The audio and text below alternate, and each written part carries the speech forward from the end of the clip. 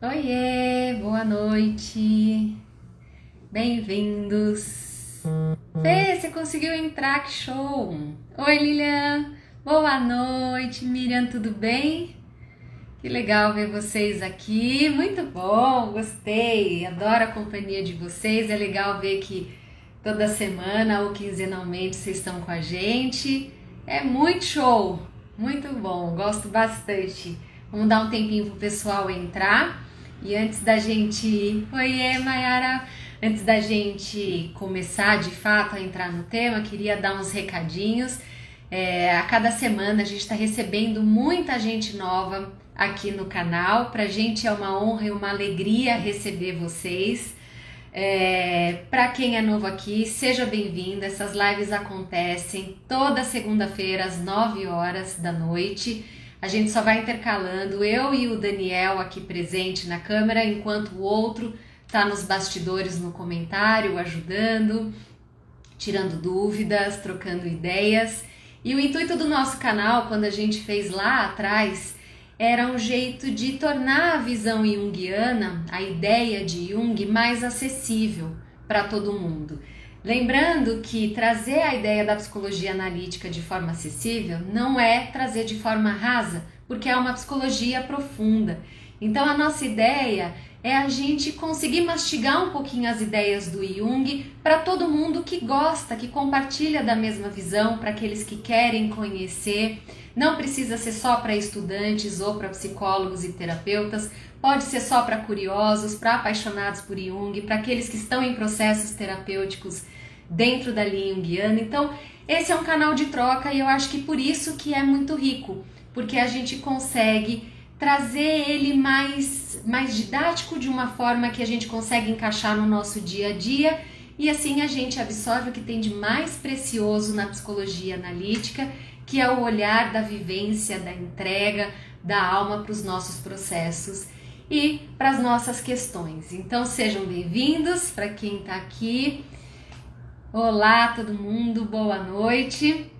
Então, quem é novo, seja muito bem-vindo, pode compartilhar com amigos, pode colocar, pode colocar as ideias aqui, compartilhar em opiniões, aqui é para todo mundo se sentir em casa. Outro recadinho, era para eu estar aqui na semana passada, né, que era a minha vez, mas o Daniel tem um compromisso hoje, talvez ele chegue um pouco atrasado, então ele pediu pra gente inverter, por isso que semana passada ele que fez a live e eu estou agora nesta semana.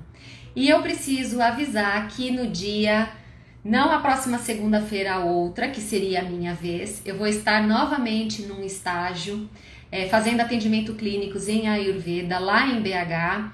Então, ou o Daniel vai fazer no meu lugar, ou vocês vão tirar uma mini férias minha, tá? Mas aí na próxima eu volto normalmente. Então, quando se aproximar da data, eu aviso vocês. Para quem já acompanha aqui, sabe que eu passei por uma formação em Ayurveda e eu me formei, foi muito legal, foi um processo muito bacana e agora eu volto no fim do mês para fazer o atendimento lá com os pacientes. Então a gente não gosta de se ausentar, mas é um motivo muito bom, muito bacana, que tá me deixando muito feliz essa possibilidade. E se vocês quiserem e acharem bacana, eu posso trazer algumas ideias do Ayurveda aqui para vocês. Claro que eu sei que esse é um canal junguiano e a minha base vai continuar a ser junguiana, mas vai me ajudar com o olhar da psicossomática, que já é algo que eu trabalho no consultório. O Ayurveda, ele não só é afim, como ele ajuda a trazer a noção de corpo, questões mais práticas que eu posso passar para os meus pacientes. Então, se vocês acharem interessante, eu posso compartilhar com vocês aqui sim. A gente ama Jung de paixão, mas a gente sabe que existem várias linhas, vários métodos, vários pensamentos que são tão bons quanto, e tudo que for para complementar e trazer uma terapia mais integrada, pelo menos é uma visão que eu compartilho, eu acho que é válido.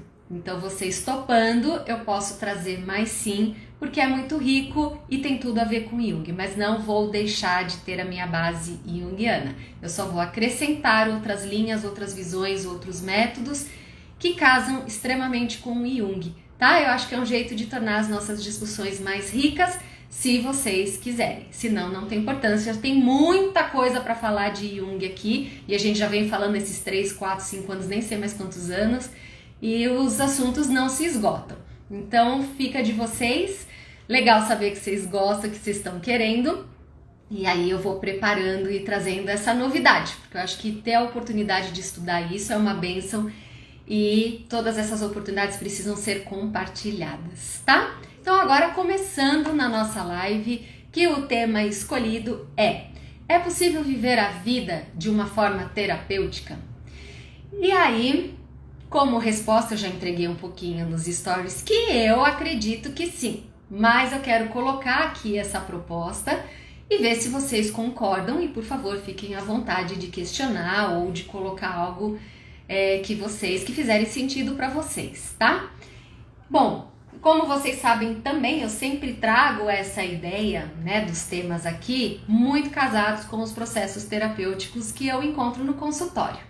Então, hoje não é diferente, eu vou trazer um pouquinho da própria minha experiência, mas a base começou, né, com uma questão numa paciente minha, não vai ser estudo de caso, não vou trazer, mas vou ilustrar com o caso dela, que é a história de uma paciente que ela está prestes a ter que voltar para a cidade natal dela, depois de anos tentando ganhar a vida, realizando um sonho de viver de uma forma diferente, numa cultura diferente, tendo uma independência diferente, e agora, por algum motivo, né, que não vem ao caso aqui, a vida tá fazendo ela voltar para a cidade natal, e aí todo o desconforto, toda a angústia, tá tudo acontecendo ao mesmo tempo. Isso já vem de alguns meses e agora que a viagem está se aproximando, isso se intensificou bastante.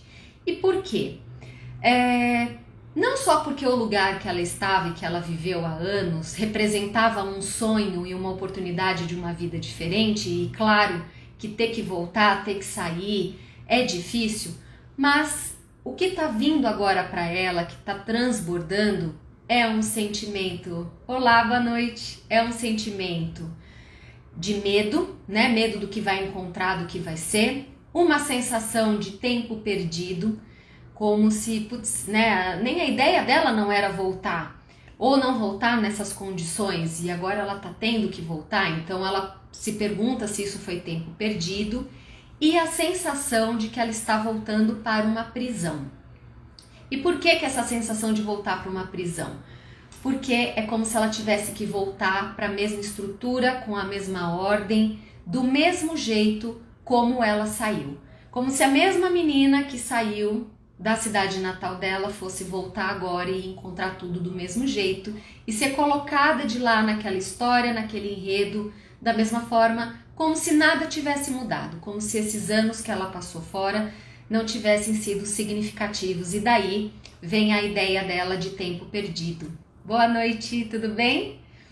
E de fato, né, essa decisão de voltar, e que não foi só uma decisão, foi algo que aconteceu, é um desafio, e esse desafio é enorme, até porque da história dela a gente já tem informação do que ela vai encontrar aqui. Mas, além disso, né, o mais angustiante desse processo, desse retorno da volta, é ela se dar conta do próprio processo dela. Claro que a parte exterior, né, de família, de pais, de complexo, sempre vai pegar. Mas o que está trazendo angústia é a própria sensação dela, né, de se deparar com como que ela vai encarar essa volta, o que ela vai ter que abrir mão nesse processo de voltar, o que ela tinha imaginado fazer que não foi possível fazer, como que ela tinha imaginado se um dia fosse voltar e agora ela está voltando numa condição completamente diferente. Então a angústia, fora os problemas do mundo exterior, essas angústias estão sendo muito do mundo interno dela, como se ela estivesse tomando consciência da responsabilidade pelo cenário de agora. Então tudo que ela encontra agora e que tem a ver com ela, com as decisões, com o que ela fez, com o que ela deixou de fazer, ela está tendo que se dar conta neste momento junto com a volta. E por isso que está sendo extremamente angustiante. Há algum tempo a gente já vem trabalhando a ideia da aceitação, que eu acho que até já trouxe aqui para vocês em outra live. É importante a gente trabalhar a ideia de aceitação do que a vida oferece no momento presente, de aceitação das histórias, né, de tudo que aconteceu com a gente no momento lá atrás. E trabalhar a aceitação não significa concordar com o que está acontecendo, concordar e compartilhar da visão do que aconteceu. Aceitação é você conseguir olhar, entender e encarar o que a vida te trouxe ao longo da sua história e o que a vida está te pedindo no momento de agora. Se você concorda ou não com o que a vida trouxe e com o que a vida pede, isso é uma segunda etapa, que aí nos dá liberdade de fazer ajustes, de transformar, de fazer alguns cortes ou até mesmo de trabalhar uma aceitação, que não é obrigação para todo mundo.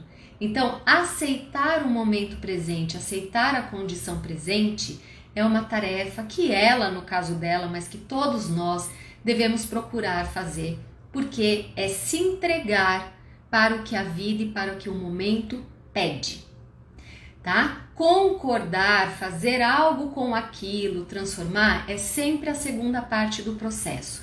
Mas a gente nunca vai conseguir fazer essa segunda parte do processo se antes a gente não trabalhar a aceitação do momento presente, por pior que seja. A aceitação de uma história do passado, de uma história familiar, de um trauma acontecido. Se a gente não tem a dimensão da aceitação do que aconteceu, é mais difícil a gente trabalhar as alternativas e tudo que pode ser feito diante desse fato do que aconteceu. Beleza? Até aqui tá dando para entender? Com ela, a gente já vem trabalhando isso e tem sido difícil porque para ela essa aceitação é como se ela tivesse também que concordar que em algumas vezes que ela poderia ter feito algo por ela no processo dela, ela deixou de fazer por medo, deixou de fazer pelos próprios complexos, deixou de fazer porque estava com um pé cá e um pé lá da história, né? Ao mesmo tempo que ela estava se dando uma oportunidade de viver, ela não podia viver completamente, não podia se entregar para a experiência, porque isso era virar as costas para uma condição conhecida familiar.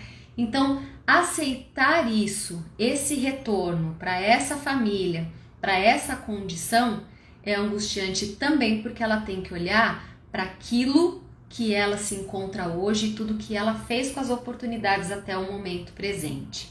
Bom, esse caso é para ilustrar que é algo que está acontecendo no meu consultório com ela de uns meses para cá e vai se intensivar porque daqui a um mês ela vai para a cidade natal dela.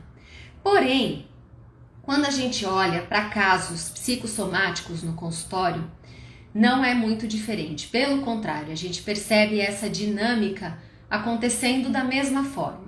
E eu coloco principalmente casos psicossomáticos, porque eu vou dar um exemplo aqui e eu acho que vai ficar mais fácil de entender. Quando a gente tem uma queixa no consultório, que a pessoa está com algum desconforto, a pessoa sente algo, tem algo saindo, né, algo incomodando, é óbvio que ela vai trazer isso para o consultório e aquilo fica martelando. Da queixa, ela acaba tendo sintomas um pouco mais evidentes, sintomas já instalados, né, o próprio processo de adoecimento. Então, de uma queixa, de um incômodo, aparece um sintoma. E aí, nesse sintoma, aquela queixa inicial, os limites, o desconforto, ele começa a ficar cada vez mais presente, né? Ele começa a tomar uma dimensão maior na vida daquela pessoa.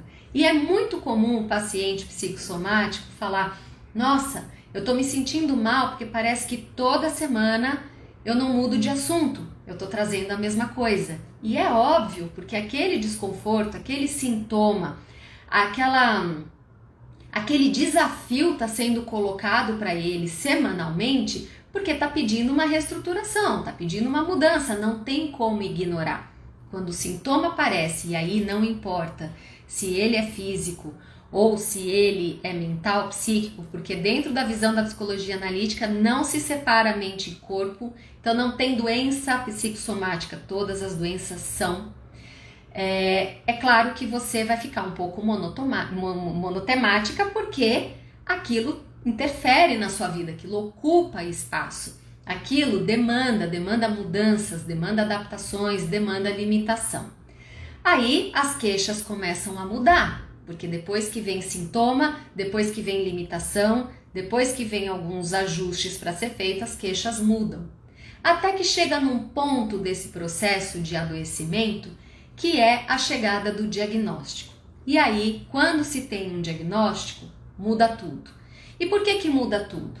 Porque quando a gente tem um nome, né, quando a gente tem ali uma definição, né, daquilo que eu estou sentindo, por que eu estou sentindo, que nome que isso tem, essa doença, esse sintoma passa a ter uma forma.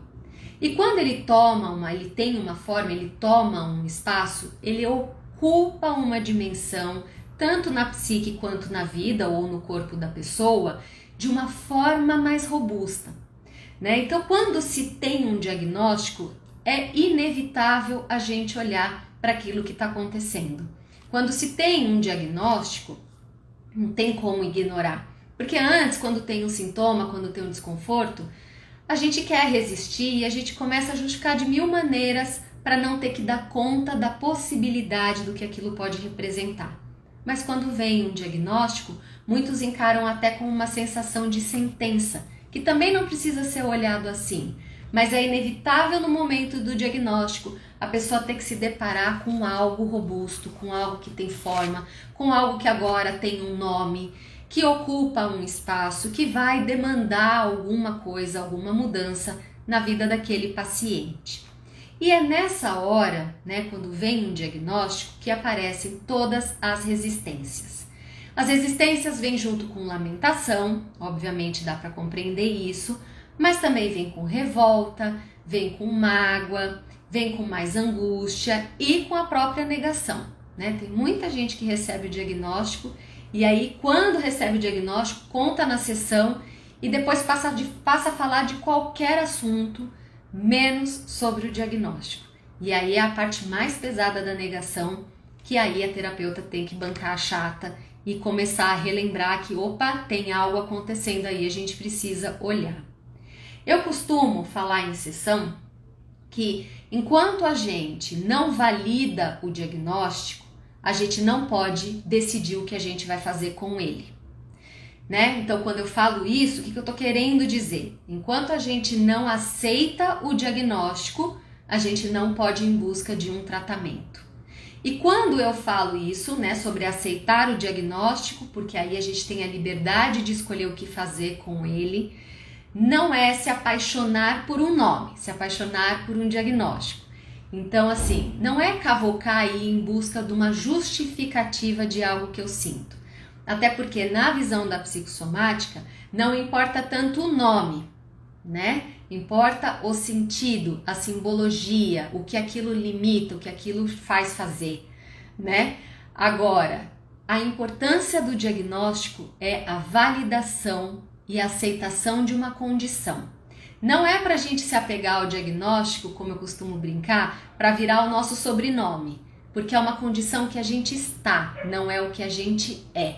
Mas a gente precisa encarar o modo que a gente está, o diagnóstico que vem, o desconforto que vem e todo o pacote que vem junto com esse diagnóstico para a gente começar a ir em busca de um tratamento não só do sintoma ou da doença, mas um tratamento da própria vida, né?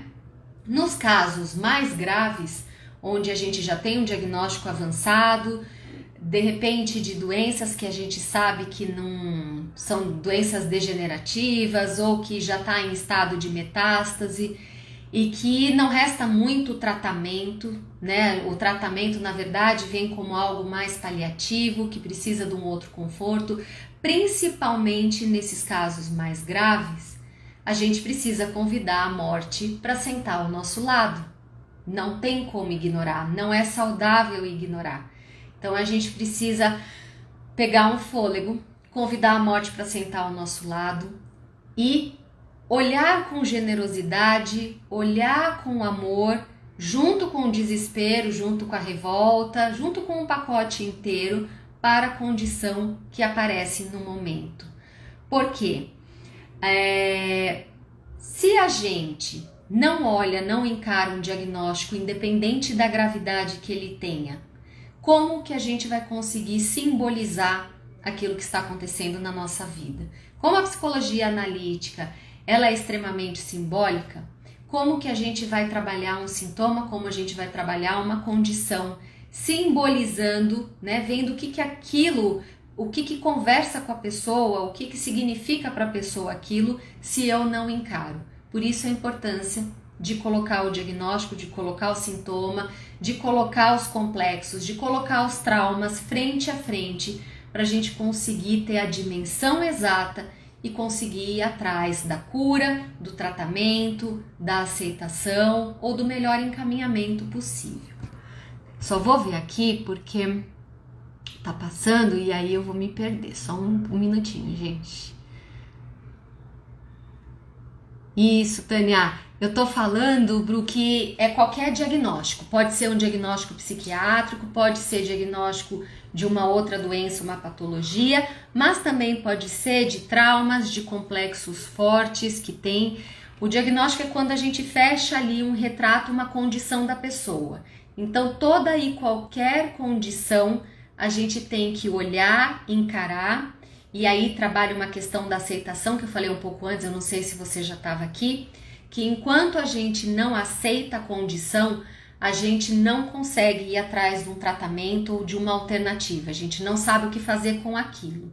E aceitar não é concordar, a gente não é a aceitação como uma resignação de não ter o que ser feito, mas aceitar a condição daquele momento para a gente conseguir decidir o que a gente vai fazer com aquela informação, o que a gente pode fazer para melhorar ou como que aquilo vai se desdobrar na nossa vida, tá? Obrigada, Tânia, é isso mesmo.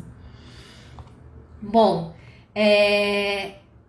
nesse caso, então, mais grave, por exemplo, no caso de morte, quando a gente fala, né, que as pessoas têm medo de encarar, e a gente fala, não, a gente tem que colocar a morte ali do lado para sentar com a gente, para ver, né, o que está acontecendo, é mais importante ainda, porque todos nós deveríamos estar preparados para a morte, né? A morte é uma condição da vida, mas a gente não gosta de pensar nisso, a gente não gosta de lidar com a ideia de que a gente pode ser desligado daqui a pouquinho, sem um motivo aparente ou sem estar preparado para isso, porque acho que nunca estaremos preparados.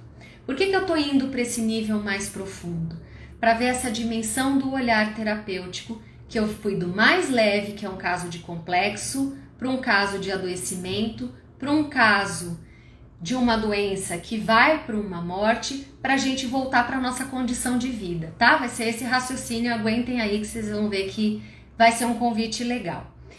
Nesses casos, a gente deveria se preparar para esse dia, né? A gente deveria viver sabendo que esse dia uma hora vai chegar e aí se dá conta daquela famosa pergunta: eu de verdade estou vivendo a minha vida?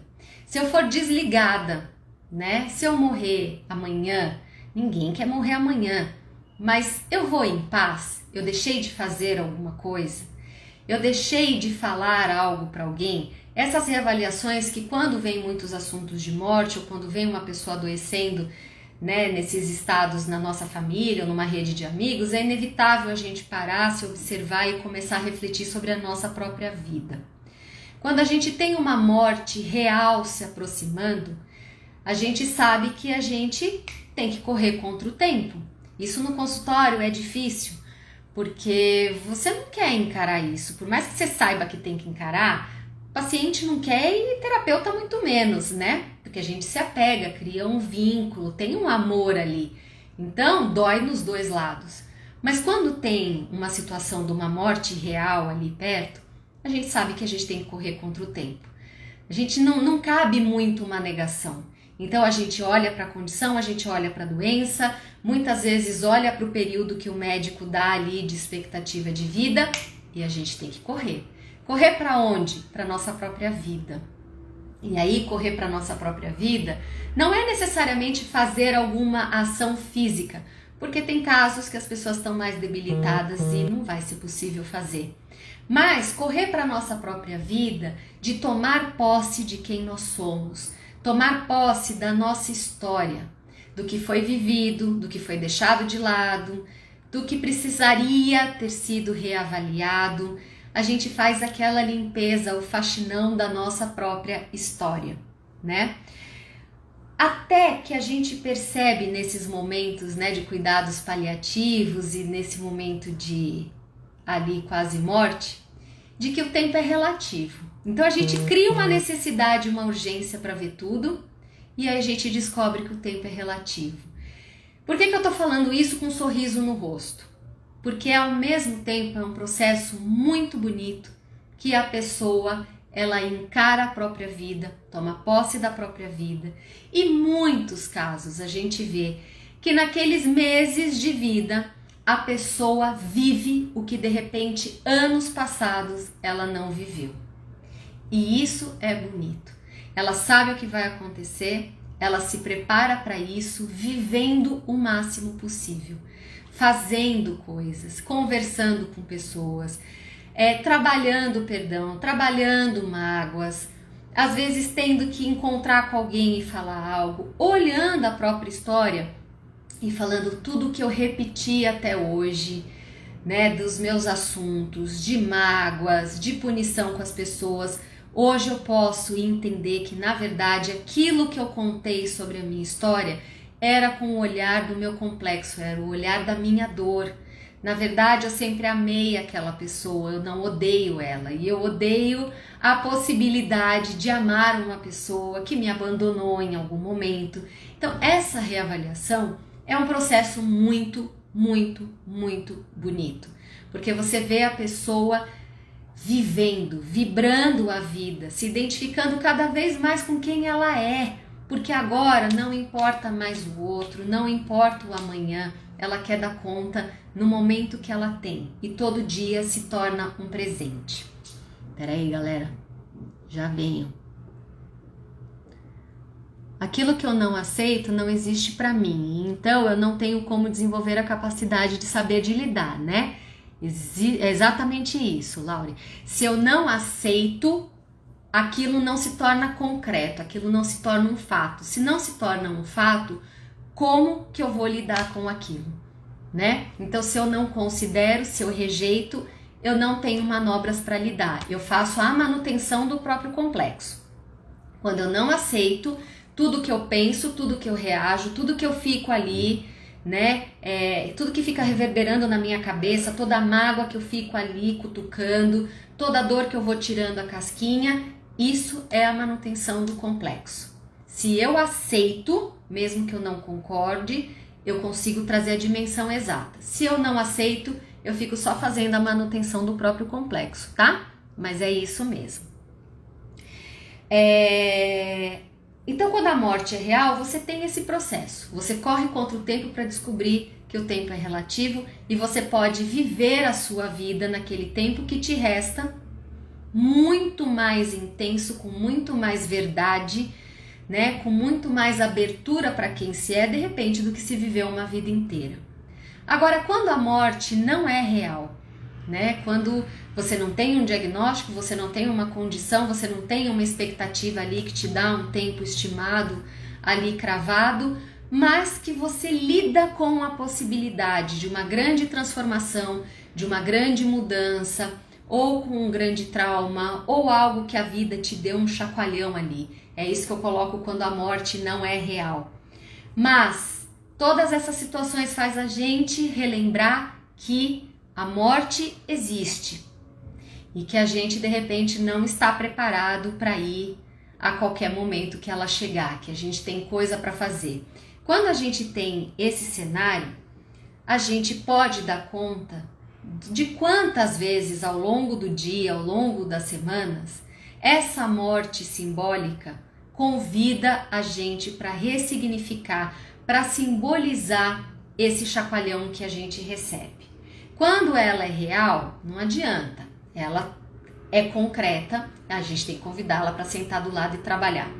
Mas quando ela não é real, mas ela assusta, quando a possibilidade vem mesmo que seja num desespero, ou quando a gente sente alguma coisa, sofre alguma coisa, tem que ir para o hospital, ou se acontece alguma coisa na família que dá aquele chacoalhão familiar e a gente para e se questiona, a gente percebe quanto que essa morte simbólica, essa transformação, faz um convite para a gente diariamente para simbolizar essa situação.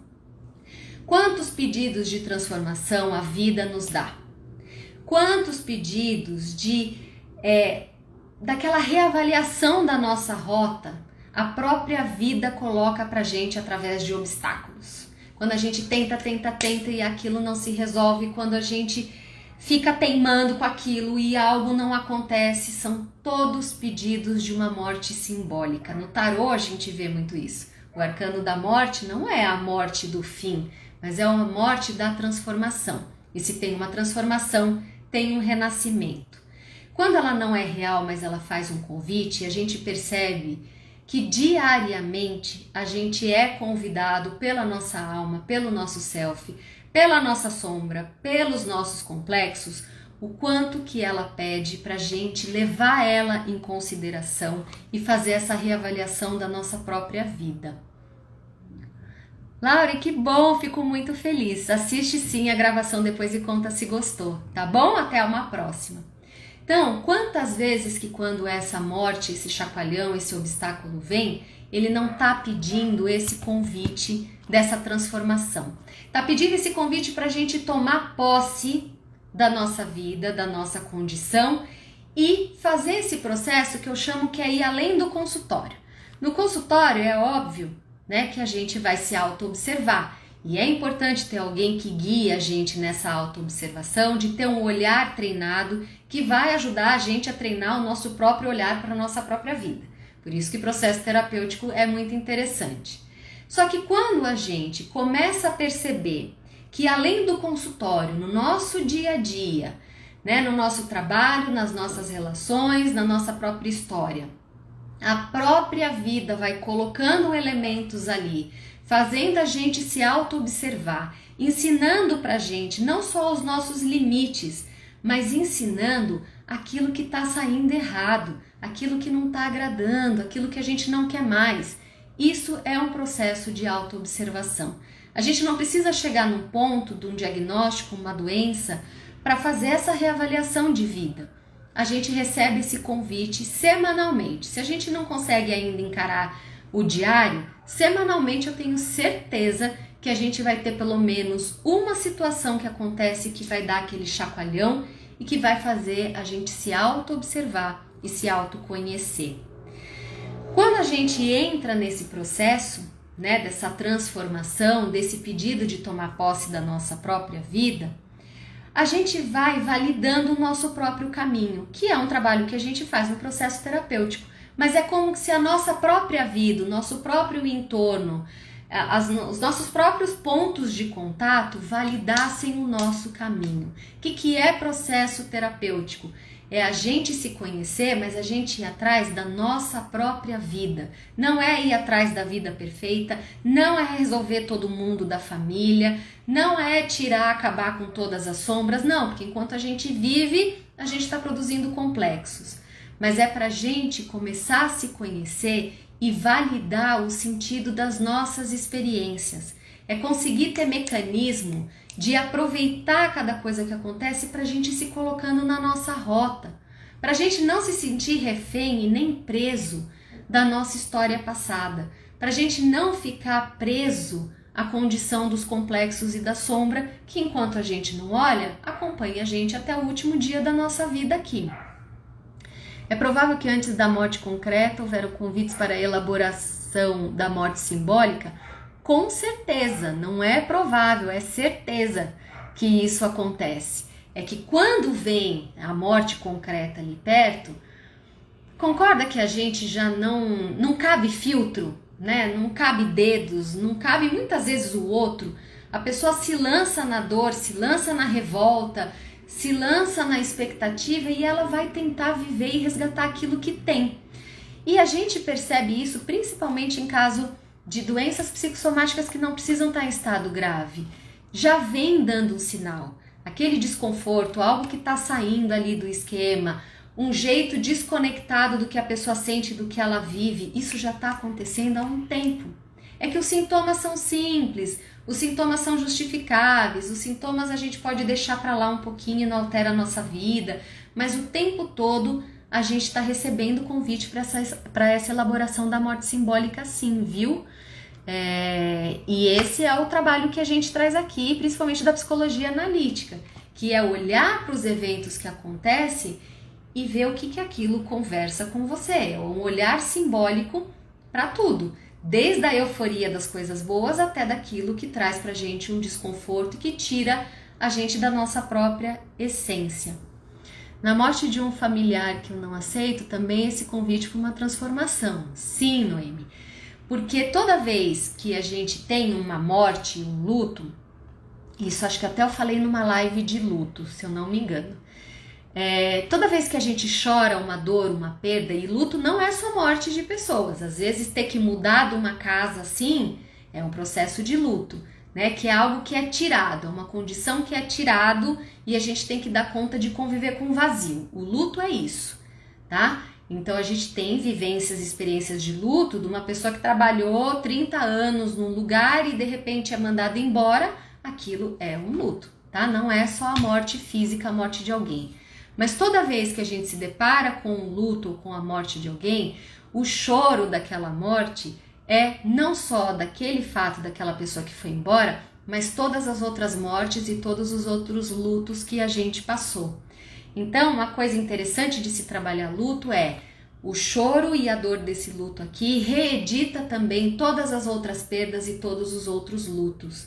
Por isso que o tempo todo é um trabalho de conscientização do vazio, mais um convite para transformar. Porque não adianta a gente falar da parte, às vezes, de uma compreensão espiritual, de que eu acredito em vida após a morte, eu acredito que a pessoa está bem, que está melhor. Você pode até acreditar, eu acredito nisso pessoalmente, mas assim, você tem que dar conta da ausência que a pessoa, a ausência que vai se instalar com a partida daquela pessoa, com a partida daquele trabalho, com a partida, sei lá, daquela casa, sabe? O processo de luto não é só o que a gente deseja para o morto, mas é a falta que ele vai fazer, o significado que ele teve na nossa vida.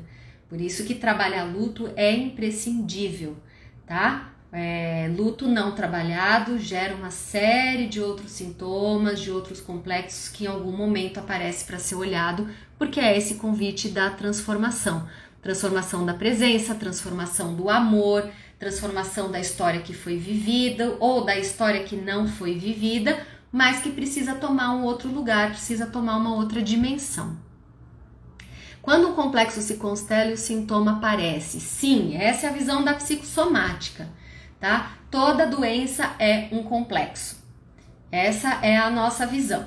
Porque antes de se tornar um sintoma que, por exemplo, pode vir ou em algo do físico ou em algo mental, era um complexo ali tentando mostrar que tinha algo desajustado. Como todo complexo ele tem um núcleo arquetípico e a gente vive essas imagens arquetípicas, num processo de adoecimento, a gente não olha só a doença, a gente olha o doente, né? Então, assim, como que aquela pessoa está reagindo diante daquele diagnóstico? O que significa para aquela pessoa ter aquele sintoma? E aí a gente começa a ter esse olhar que, paralelo ao tratamento médico, que tem que ser feito, sim, porque tem uma parte fisiológica, hormonal, enfim, que precisa ser olhado, mas a gente nunca adoece num ponto só. E se a gente tem uma dor, um desconforto que pode ser aqui físico, a gente também tem uma manifestação psíquica. Se a gente está num momento de depressão ali perturbada e a gente não cuida, a gente sabe que vai vir para o físico de alguma hora, de alguma forma. Então não se separa mente e corpo. Essa transformação é necessária e não sem dor, como Jung alerta. Nos desempregos, nas rupturas, nas mudanças de um lugar ao outro, os cranianos estão sendo levados a essa ruptura com danos imensuráveis. Exatamente, isso que a gente está acompanhando, essa dor que dilacera a gente, porque numa dimensão do coletivo isso também nos afeta, por mais que a gente possa tentar se enganar que isso não é nosso, mas é uma dimensão humana que está sendo roubada da própria história. E não tem como a gente achar e sofrer a dor da nossa própria história e da nossa própria dimensão sendo roubada, né? Então, esse é o exercício da empatia e do coletivo. Não está acontecendo lá e não é só com eles. A gente pode ser roubada da nossa própria história também a qualquer momento e isso é dilacerador. Então, essa transformação, por que a gente rejeita e por que é difícil? Porque ela dói, ela vira a gente do avesso, ela desestrutura. Por que é quase morte? Porque a gente acha que não vai aguentar. Chega um momento da dor, da humilhação, do que é feito da nossa história, que a gente entra num estado de desespero que parece que a gente não vai sair, não vai vingar. Mas é nessa hora que você fala, bom, não tenho outra opção, eu vou ter que encarar, eu vou ter que mudar, eu vou ter que falar, que a luz começa a aparecer. Enquanto a gente tem esse desconforto, é engraçado, a gente sofre, mas a gente reluta pelo medo de se jogar e encarar a transformação. Eu tive que viver luto de um trabalho que eu amava, exatamente, Renata. O luto é para ser encarado da mesma forma, não é que luto de uma morte de alguém é de um jeito e o luto... Não, luto é luto. Então tem que ser trabalhado e tem que ser vivido da mesma forma, tá? 2 anos está em reestruturação e continue porque isso vai tomar um lugar e você vai tomar posse disso de novo, né? Exatamente, Lili, a gente sempre olha para a doença, isso é um olhar do Ayurveda também, mas não é para a live de hoje, tá? Então a gente precisa sempre olhar, essa desordem que está acontecendo representa o que na vida da pessoa?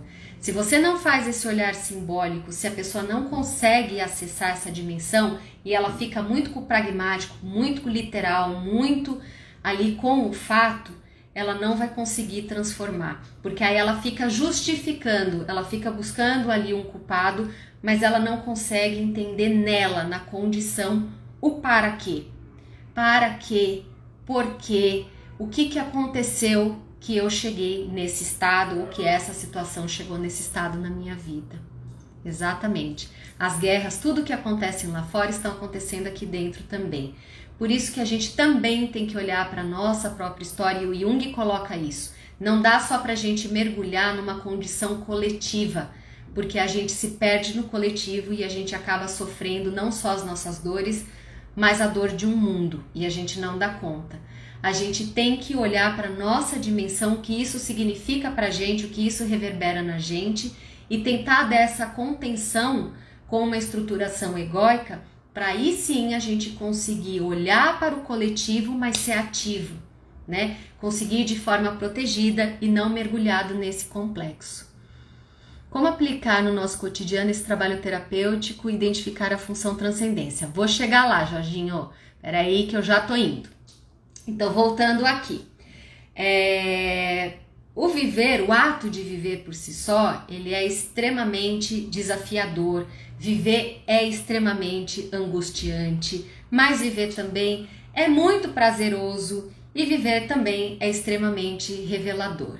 Então, esse é o grande paradoxo da psicologia analítica que a gente sempre pontua aqui, e para quem gosta da psicologia analítica acaba se apaixonando por essa possibilidade do paradoxo. Ao mesmo tempo que viver gera angústia, que é desafiador, que muitas vezes bota a gente do lado avesso, ela é prazerosa, ela traz felicidade e viver é uma bênção. Mas as coisas acontecem simultaneamente muitas vezes. Viver é um grande paradoxo. Então, quando a gente treina esse olhar para o que está acontecendo para a gente, o que está acontecendo na nossa vida, a gente consegue identificar a nossa trajetória, identificando o enredo da nossa própria história. Qual é o enredo? O que ela está apresentando para mim? Quais fatos aconteceram que me marcaram, que eu não gosto, que eu deixei para lá, que é essencial, que é vital?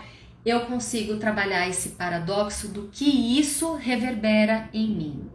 A gente sempre vai ter a possibilidade de sentir e reagir diante dos acontecimentos. Então, repare bem o que eu estou colocando aqui. Não é que a gente sempre vai reagir e sentir diante dos acontecimentos. Não.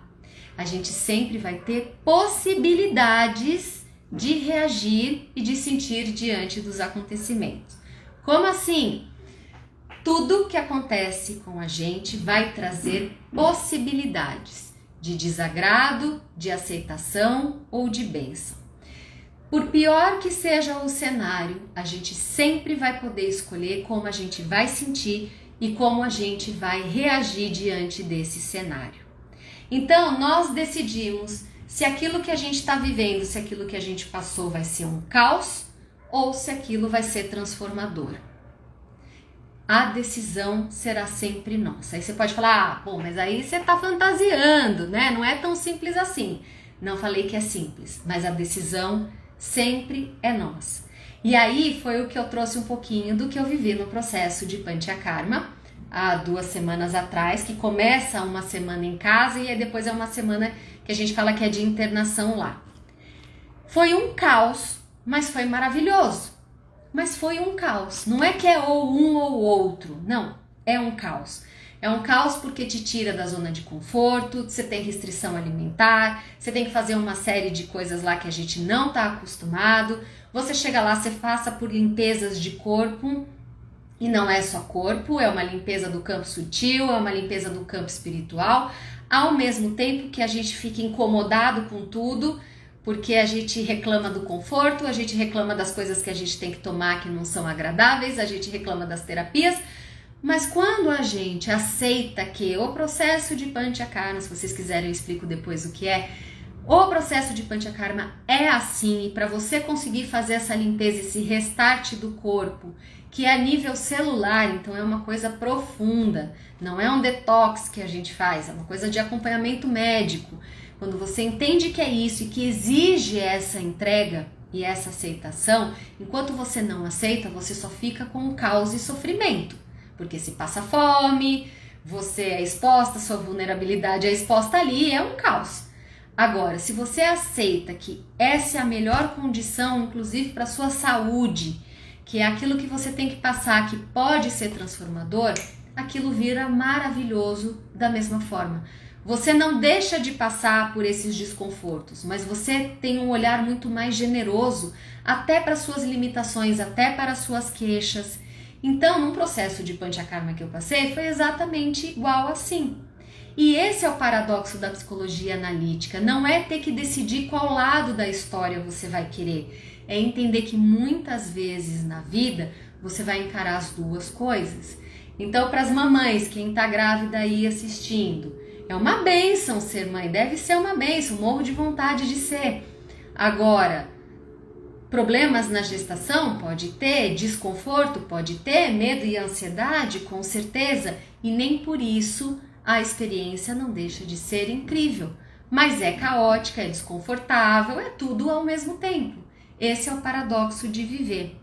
No processo terapêutico, isso é similar, que a gente vê na própria sessão. A aceitação desse momento presente impede que a gente conte histórias que só façam manutenção do nosso complexo, que tira a gente da realidade, que tira a gente daquele momento ali presente. Então, quando a gente olha no consultório a situação, a gente não tem como negar o que a gente está vivendo e que aquilo reverbera. Se a gente não aceita e não olha, a gente vai ficar contando histórias e muitas vezes nessas histórias a gente fica buscando um culpado. Quando a gente aceita, quando a gente olha para aquilo que é, sem o julgamento se é bom ou se é ruim, mas se a gente olha para aquilo do jeito que é, a gente sai da condição de vítima, mesmo tendo culpados por aquela situação. Eu não estou falando que é para todo mundo perdoar todo mundo e que imagina as coisas não são assim. Não, às vezes tem gente do mal, tem situações terríveis, tem culpados sim na história. Só que a gente não se permite continuar sendo vítima dessas pessoas e dessas situações. Esse é o trabalho de aceitação do momento presente que a gente vê muitas vezes no próprio consultório. Daí que vem essa decisão de como reagir. Quando eu encaro, eu decido se eu vou continuar no papel de vítima, transformando ele no eterno culpado, ou se eu vou barrar essa situação, deixando ele com o conteúdo dele e até me rebelando. Não tem problema em se rebelar, não tem problema em brigar, ninguém aqui tá querendo se iluminar, pelo menos não tão assim, né? Mas tirando dessa condição dos complexos, que eu sempre faço isso aqui, que eles se complementam. O outro pode ativar o complexo, mas isso aqui é nosso. Se a gente quebra essa associação, o outro pode até tentar fazer maldades, mas não vai mais atingir, pelo menos não da mesma forma. E aí a gente vai trazendo contenção e decidindo o que fazer das próprias transformações. Peraí que eu só preciso voltar aqui, gente, senão eu vou perder. Eu já tive suficiente tempo de vida e de busca com afinco inflexível, até que tornei-me aberto para perceber no dia a dia a grande diferença entre o que me tornou-se consciente em meu caminho. Sim, e isso é um grande presente que a gente pode dar para nossa própria vida. Até eu preciso te responder no direct. Eu vi, mas eu não consegui responder, eu vou responder sim. E esse é um processo muito bonito que exige uma entrega. Não tem outro jeito, tá? Em relação à imensidão ainda oculta no meu inconsciente, saber dessa grandeza, mesmo ainda não totalmente manifesta, me trouxe muita paz. Sim, porque não é que a gente se obriga a resolver todos os conteúdos o tempo todo. A gente entende que a gente está num processo. E esse olhar amoroso, esse olhar gentil para o nosso momento, para o processo, para o que dá para fazer, porque também a gente não vai dar conta de tudo. Tem momentos de vida que a gente não vai conseguir dar conta. E ok, sabe? E não é aquele tudo bem da frase bonitinha de Instagram que tá todo mundo querendo falar que tá tudo bem. Não, não tá tudo bem. Mas é ok a gente falar, neste momento eu tô sem forças. Neste momento eu preciso ocupar esse lugar. Eu preciso ficar ainda dependente disso porque eu não tô com força de fazer essa mudança. Isso por si só já traz uma conscientização e já tira um sofrimento imenso. Enquanto eu só fico ali resistindo, o sofrimento vem. E quanto mais sofrimento, mais complexo, mais adoecimento. Agora, se eu olho e transformo, beleza. Se eu olho e falo eu não tenho condições agora, eu já tiro a cota de sofrimento dessa mesma situação. Então eu vou me curando naturalmente, tomando consciência inclusive dos períodos de limitação, né? Eu acho que é isso. A Fê já deu uma olhadinha, até já sei por que ela deu essa olhadinha aqui. Então, o que seria esse viver de modo terapêutico? Então, né, explicando. Viver de modo terapêutico é não esperar que algo se agrave, que uma doença chegue, que um grande trauma venha assombrar a nossa própria vida, que um grande complexo venha tirar a gente do nosso discernimento e trazer de fato impedimentos ou complicações mais sérias da nossa vida. É não esperar que um grande trauma, né, aconteça na nossa vida e impeça a gente de fazer alguma coisa que venha como um grande obstáculo. É não esperar esses eventos para a gente se encarar, para a gente ficar frente a frente com nós mesmos e com a nossa vida. Mas o que é viver de forma terapêutica? É a gente perceber no ritmo da vida quais movimentos a gente está fazendo. Então a vida tem um ritmo próprio, né? A nossa cultura tem um ritmo próprio. Nós somos filhos desse tempo que tem um ritmo próprio. A nossa família impõe um ritmo próprio, os nossos desejos e sonhos impõem um ritmo próprio. Então a própria vida tem um ritmo e a gente não tem controle sobre esse ritmo. Mas como a gente vai caminhar, como a gente vai dançar, quais movimentos a gente vai fazer, esse é o olhar terapêutico. É não esperar o grande trauma, não esperar o grande impasse, o grande obstáculo, para a gente ter que fazer a lição de casa de falar, peraí, tem algo muito de errado acontecendo e eu não suporto mais viver essa vida desse jeito. Normalmente a gente espera chegar nesse ponto para buscar ajuda e olhar, mas a gente não precisa chegar nesse ponto. Viver de modo terapêutico é dar uma chance para a gente ser feliz na nossa pele. E ser feliz não é a felicidade suprema, mas é estar em paz com a nossa própria pele, com a nossa própria essência, sendo quem a gente é verdadeiramente dentro da nossa própria história. Mesmo que a nossa história não tenha muitas flores e não seja com o roteiro perfeito que a gente gostaria. Viver de modo terapêutico é a gente se abrir para conhecer por inteiro. E o que é se conhecer por inteiro? Os mais antigos aqui sabem. É tomar a dimensão de tudo de brilhante, de maravilhoso, de incrível que a gente tem e que muitas vezes a gente deixa guardadinho num potinho, com o medo de não ser aprovado ou com medo de escancarar para o outro a nossa imensidão e grandiosidade, mas também se dá conta daquilo que é feio, daquilo que é ruim, daquilo que nos deixa incapaz, daquilo que a gente precisa melhorar ou daquilo que a gente precisa só conter, porque a gente não tem condição ainda nem de melhorar. É um aspecto que a gente precisa só domar dentro da gente, né? Porque toda vez que a gente olha tudo aquilo que a gente tem de bom, mas a gente olha também tudo aquilo que nos dá vergonha, aquilo que nos prejudica, a gente se dá uma chance de mudar, né? E aí a gente passa a usar cada momento da nossa vida para a gente se conhecer e se surpreender com a nossa capacidade de sermos melhor a cada dia. E isso não é papinho. Uma pessoa que está num processo ali quase beirando a morte, é lindo ver como aquela pessoa renasce para morrer. É lindo como ela se sente orgulhosa da pessoa que ela se tornou antes de morrer.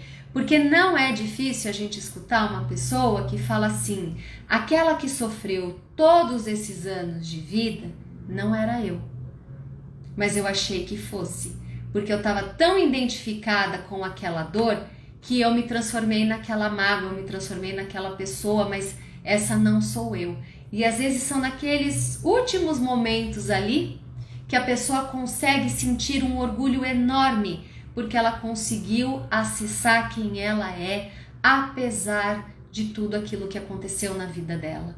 Ela consegue se perdoar na própria história e ela faz um pacto com ela que enquanto ela estiver aqui presente e viva, ela não vai deixar mais essa pessoa ser camuflada ou essa pessoa ser inferiorizada pelos acontecimentos, pelos próprios complexos, trazendo termos junguianos, mas não podemos falar de forma mais simples. Por tudo aquilo que sempre subjugou, que subestimou, que humilhou, que tirou ela da própria essência dela, né? Então, tem uma parte aqui, eu já fiz de tudo nessa vida, né? Pessoas curiosas estudam de tudo e fazem de tudo. Eu fiz um MBA em gestão do luxo, então eu sou especialista em mercado do luxo. Infelizmente não sou consumidora de luxo, mas eu entendo dos bastidores e do mercado. E tem uma frase que a gente estuda no luxo que eu vou trazer aqui porque eu acho que ajuda a gente a amarrar essa ideia e a ser um pouquinho didático do que a gente pode fazer para viver de forma terapêutica, fora tudo isso que eu estou amarrando aqui no final.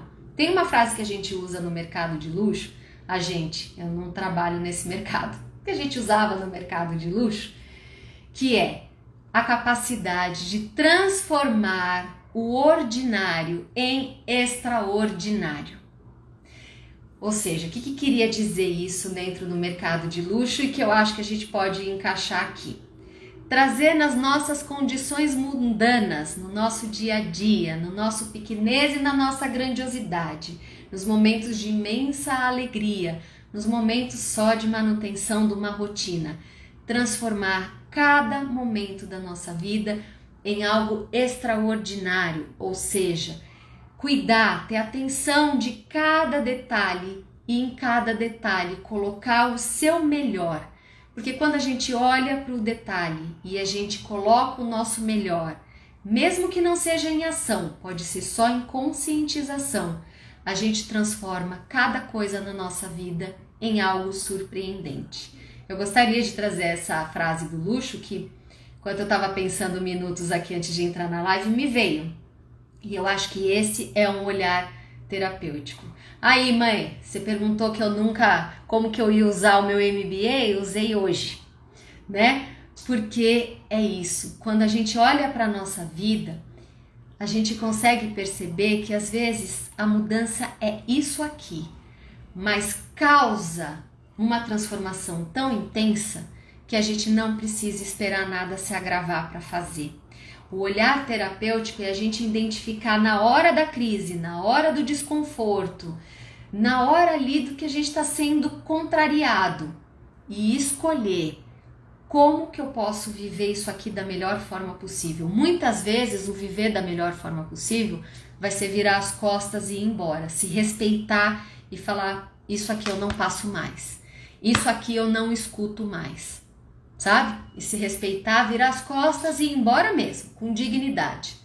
Outras vezes é olhar o desconforto, olhar a situação e falar, eu tô resistindo porque eu não quero encarar a minha vulnerabilidade, mas isso aqui eu vou me dar uma chance de me experimentar ser diferente e pagar para ver, vestir a camisa. Foi o processo que eu fiz, né? Ali por muitas coisas, até questão de conforto mesmo, ali tudo vai impactando, né? Mexe comida comigo, comida para mim é algo tenso, me deixa passar fome, eu fico enlouquecida, eu já fico em estado de alerta, né? Mas era o pacote, eu aceitei aquele pacote e eu tive tantas bênçãos naquele pacote que eu acho que eu não ia me perdoar se eu não tivesse aceitado o pacote completo, porque foi uma grande bênção, né? Então esse olhar terapêutico é ampliar aquilo que se faz no consultório, que é treinar o olhar gentil, generoso e carinhoso pra gente. Quando a gente treina esse olhar pra gente, a gente muda o olhar da situação. E aceitar a situação é inclusive falar, bom, isso aqui eu não quero mais participar. Isso aqui, ser tratada desta forma, eu não aceito mais. Mas eu escolho diante disso ir embora, transformar, conversar com a pessoa, botar pingos nos is, brigar, limitar. A escolha é de cada um. Então, esse olhar terapêutico é a gente pegar o nosso dia a dia com consciência e sentimento, porque também não adianta ficar uma coisa aqui racional, porque aí vira chato, porque aí a gente quer achar simbolismo em tudo e a gente quer sempre ir pro lado bonito da história. Não!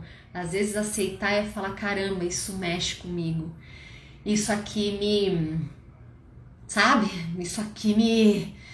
sabe? Me deixa enlouquecida. E isso é uma bênção. Então, no caso da minha paciente, não adianta ela relutar. Ela vai ter que viver essa família, ela vai ter que viver essa história. E o que eu disse para ela é, não tenha medo de ver que às vezes o externo mudou muito pouco, mas não tenha medo da nova mulher que você se transformou, olhar para tudo isso e tomar decisões diferentes. Que seria, na minha suspeita, no caso dela, e eu já falei isso para ela olhar e falar, não aceito, eu não quero mais isso, e agora viver a vida de fato que ela imagina. Que não precise ir para o outro lado do mundo, ela pode resolver fazer isso na rua de trás, mas decidir sem culpa e sem peso, viver uma nova história. Ela não pode ter esse medo, né, de encarar essa outra mulher e tomar uma decisão consciente, né? Nos casos de sintomas, fala, não, a gente não precisa adoecer ninguém. Às vezes a pessoa está com um diagnóstico, mas ela ainda não está sofrendo, tá? Mas sabendo que tem isso, ajusta agora a sua vida, vai atrás de qualidade de vida, terceiriza algumas coisas na sua casa, peça ajuda, muda a conduta. Não precisa esperar ficar de cama para reorganizar a situação em casa. Muda agora, se dá uma nova chance agora. Isso é o olhar terapêutico. É a gente ver que em cada momento a gente sempre vai ter uma condição de nos olhar, de olhar para dentro e decidir o que, como, para quê e apesar de que, né, fazendo todo o nosso roteiro, como que eu escolho viver. E aí tomando a nossa dimensão da nossa própria vida, certo? Peraí, deixa eu ver se eu não perdi. Medo de sair da plateia e dirigir o palco. Exatamente, isso trava a nossa vida. E essa conscientização é assumir que a peça é nossa. Sempre será nossa.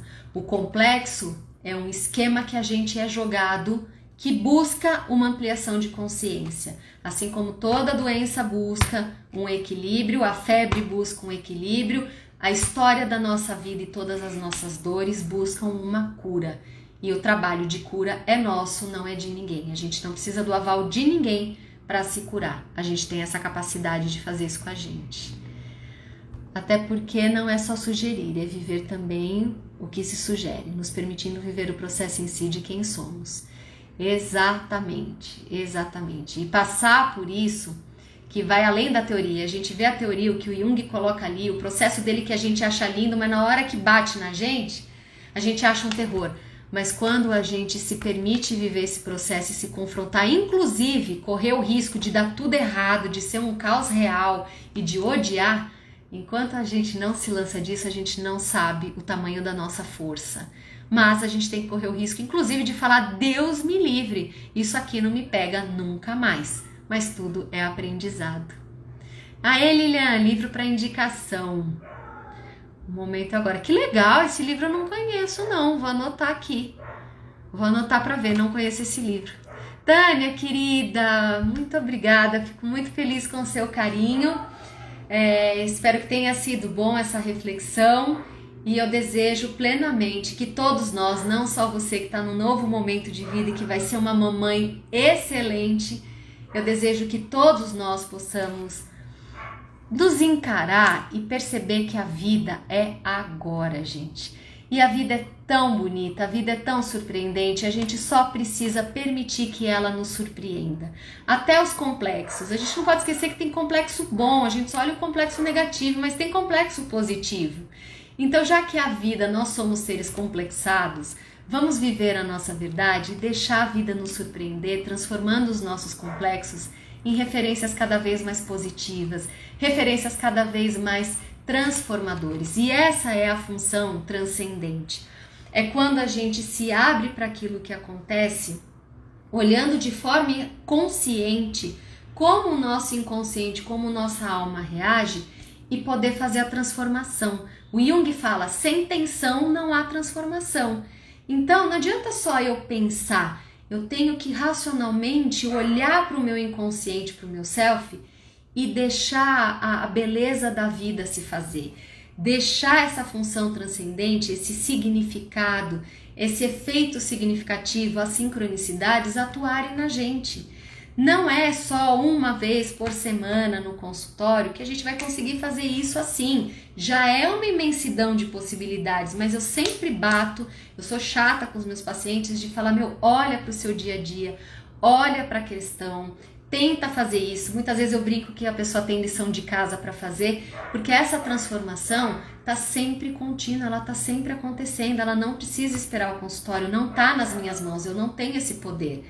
Eu só estou caminhando junto, mas a própria pessoa tem esse poder e nós duas vamos sempre despertar isso juntas, né? Essa é a beleza do processo terapêutico. Eu sou uma sagitariana com ascendente em peixes, que me deixa um pouquinho assim, mas com uma fome do cão. Então eu com comida, eu sou enlouquecedora, deve ser de uma vida passada, porque nessa vida não se justifica o tamanho da fome que eu tenho. Saudades, Fê, cuida da mamãe aí, que já está de volta nas sessões. Paty, querida, veja assim. Ai, gente, que legal que vocês estão achando que eu tô iluminada. Eu realmente, depois desse processo, cara, mudou tanta coisa em mim na minha vida pessoal que eu acho que eu realmente fui abençoada. Eu lembrei quem eu sou. Então, ter essa oportunidade de viver de novo aquilo que eu acredito e poder sentir, eu não consigo nem explicar o que eu senti, tá tudo tão confuso ainda, mas que foi tão bom, foi uma reconexão tão incrível, que eu quero que todo mundo tenha essa oportunidade. Então, eu fico feliz que vocês estão enxergando isso, porque é como eu tô me sentindo. Mudou muita coisa, eu não sei direito o que mudou, mas eu sei que mudou muita coisa e é algo que transborda. Daqui a pouco eu consigo entender e eu passo para vocês. Mas vê sim, Paty, vê e vê que você gosta. Gente, eu acho que é isso. Desculpa, passei um pouquinho, mas acho que era esse o recado que eu tinha para dar. Faço o convite para todo mundo viver de forma terapêutica, porque é possível. Eu tive essa experiência lá e eu desejo que essa minha paciente também consiga fazer isso. E eu acredito que vai ser muito melhor do que ela imagina, e se não for, eu vou acompanhar ela nesse processo e a gente vai transformar, porque eu sou teimosa e vai ser bom. Que legal, Fê! Que legal! Espero que a mamãe se lance nesse processo também dela, porque nunca é tarde pra gente viver a nossa verdade. E eu tô extremamente feliz, gente. Acho que vocês estão sentindo o que eu estou sentindo, que foi uma bênção que eu tive vindo por algo que eu acredito muito, que é a medicina ayurvédica. Então eu pude ver amigos, fazer novos amigos, encontrar comigo. E de verdade, se eu já tinha essa missão com Jung, agora eu vou ser mais insuportável ainda.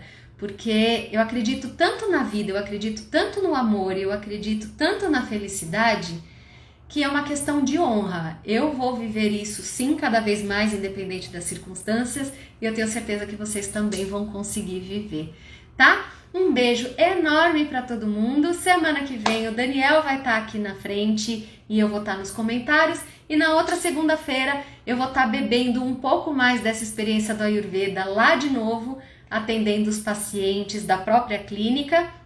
Então eu vou voltar com mais conteúdo, com mais experiência, e aí eu acho que eu vou estar mais pronta para passar um pouquinho para vocês dessa grandiosidade que é viver em busca do nosso equilíbrio, que não é o equilíbrio perfeito, mas é viver a nossa verdade. Isso é libertador, tá bom? Deixa eu ver só se tem alguma coisa que eu deixei aqui. Se tiverem dúvidas, por favor, escrevam. Que legal, Laís. Olha, vocês não sabem o que eu tô sentindo. Se eu pudesse colocar em palavras, é que eu ainda não consigo, mas já já eu vou conseguir.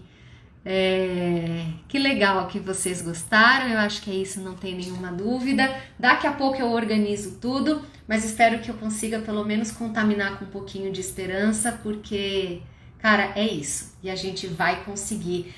Esse caos aqui de fora vai tomar um lugar e a gente vai ser feliz apesar disso tudo, tá bom? Beijo enorme pra todo mundo, até semana que vem eu aqui nos comentários e depois eu conto mais um pouquinho de mais um pouco dos retiros lá do Ayurveda. Grande beijo, excelente semana pra todo mundo, excelente lição de casa e eu quero ver todo mundo treinando dentro da própria vida, um olhar mais gentil e mais nobre com o nosso próprio processo. Tá? Grande beijo e até a próxima, gente. Tchau!